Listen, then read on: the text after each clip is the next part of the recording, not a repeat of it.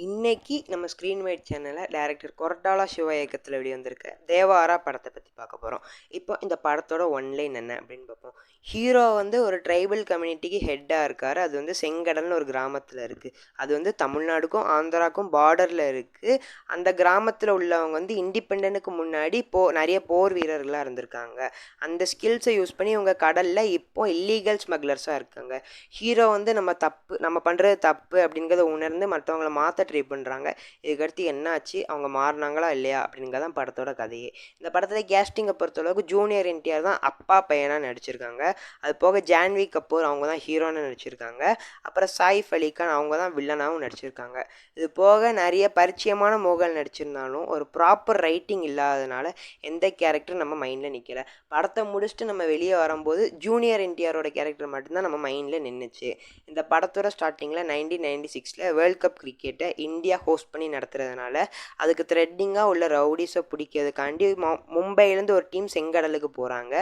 ஆனால் அவங்க அங்கே பிரகாஷ்ராஜை மீட் பண்ணி வந்த வேலையை விட்டுட்டு தேவாராவோட கதையை கேட்குறாங்க. இந்த படத்தில் நிறைய சீன்ஸ் வந்து அந்தளவுக்கு இம்பேக்ட்ஃபுல்லாக க்ரியேட் பண்ணல. ஏன்னா ஸ்டோரி ரொம்ப பழசாக இருந்துச்சு. இந்த மாதிரி ஸ்டோரியில் நிறைய படங்கள் வந்துருந்துச்சு. ஆனால் ஒரு ப்ராப்பர் ஸ்க்ரீன் ப்ளேவும் மேக்கிங்கும் இருந்தால் இந்த மாதிரி படங்களை வெற்றி படமாக கொடுக்கலாம். ஆனாலும் ஏன் இந்த படம் அந்தளவுக்கு வரலன்னா ஸ்க்ரீன் ப்ளே ரொம்ப புவராக இருந்துச்சு. கதை எதை நோக்கியே போகுதுன்னு தெரியாமல் இருந்ததுனால ஒரு ப்ராப்பர் வில்லன் யாருன்னு நமக்கு தெரியாமல் போயிடுச்சு. அது போக இந்த படத்துக்கு மியூசிக் டைரக்டராக அனிருத் தான் இருந்தார். அவர் தேவாரான்னு ஒரு சாங் மியூசிக் பண்ணியிருந்தார். அதுவும் ரொம்ப நல்லாவே இருந்துச்சு. அது போக வேறு எதுவும் அந்தளவுக்கு சொல்கிற மாதிரி இல்லை.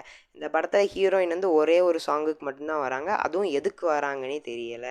படத்தில் கிளைமேக்ஸில் வந்து ஒரு ட்விஸ்ட்டை ரிவீல் பண்ணுறாங்க. அது அந்தளவுக்கு இம்பேக்ட்ஃபுல்லாகவும் இல்லை. அது போக வில்லனிசமான சீன்ஸ் இந்த படத்தில் நிறையவே இருந்துச்சு. ஆனால் இதெல்லாம் பார்த்தா சிரிப்பாக தான் வந்துச்சு. ஏன்னா எக்ஸாம்பிளுக்கு ஹீரோவை கொல்லதுக்காண்டி வில்லனோட கேங் நைட்டு கிளம்புறாங்க.